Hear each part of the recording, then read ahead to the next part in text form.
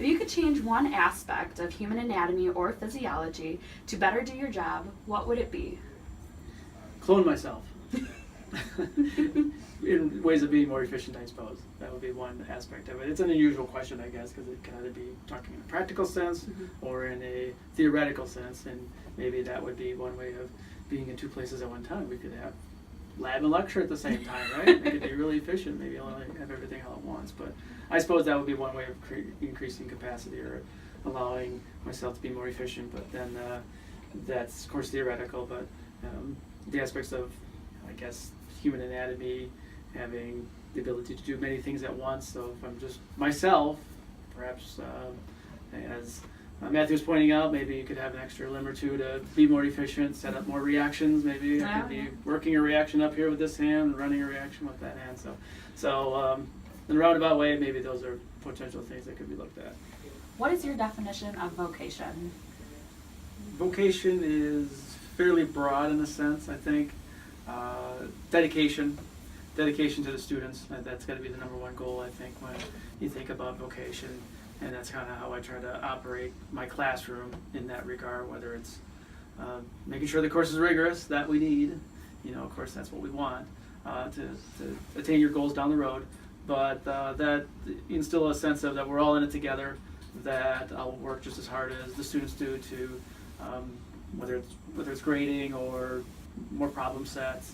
I always have, I hope, enough resources out there on Blackboard for students to look at all these different angles, and then the ability to then help others down the road, not so much in my class, but perhaps as an advisor, careers, letters of recommendation, all those things that students work hard for me, then absolutely I'm more willing to write letters of recommendation and help them fulfill their goals. And that's the biggest gratifying thing that I have here at Concordia, is seeing, like yourself, going to pharmacy school next year, right? Very gratifying. Yeah. So we're both happy. Yeah. That's the way it works out. So in general, that's my definition of it. How did you discover your vocation? Was it in the career field of chemistry? I think once I got to graduate school at UW-Milwaukee and I was a teaching assistant that first couple of years, that said, well, maybe I wanted to go into industry initially to experience research at a major pharmaceutical company or wherever I was going to land up.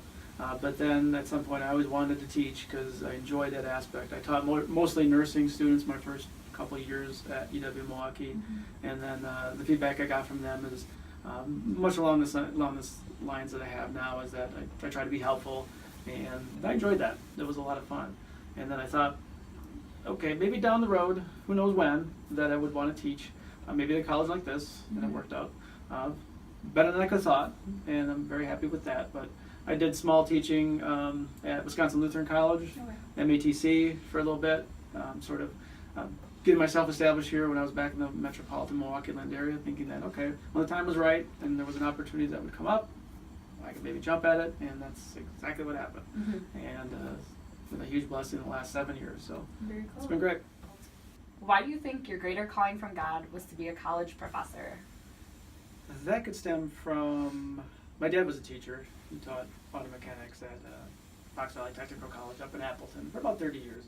So he taught a lot of the students there how to fix cars, things like that, and I observed him doing that. I didn't go into that, all the mechanical know-how. I think lasted with him. I'm more conceptual, hands-on, in the world of chemistry at least.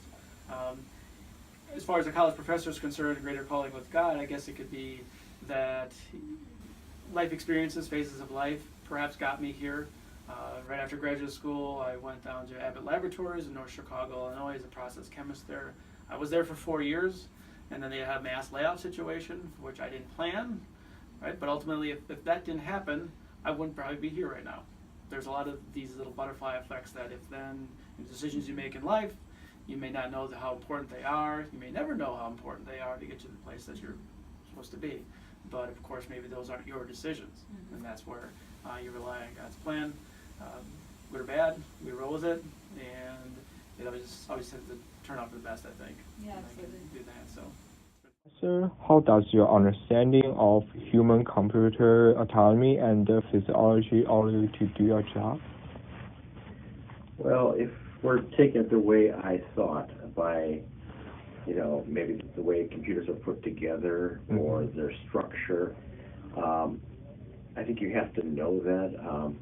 Computer science used to be a fairly small field, and so you could know a lot about computer science. Now it's getting broader and there's more and more areas, so it's tough to know all the different areas, but I think having an understanding of the anatomy, the structure, the way computers are put together, even if you don't use that on like a daily basis, I think it's a good background knowledge to have in your head so that if a question comes up, you understand kind of the internal workings of the machine. And how did you discover your vocation was to be in the career field of computer science? I have a bachelor's degree. My undergrad degree is in geography. Geography? Yeah, which is kind of unusual. And just as I was graduating, they started to offer a class in computer information systems and using satellites with a computer to look at land and terrain. And so I had to take a computer class for that. And then I got interested in that, so then I went on and got other degrees in computer science. So that's what got me started. It was just, that class that I had to take, and I had to learn about computers. And then I also, it was at the time when computers were starting to be available in stores, and just to go into a store and see this nice computer, and I really wanted to get one of those for at home. So it was kind of the early startup when computers were first being in homes rather than just a business tool. Why do you think your great calling from God was to be a college professor?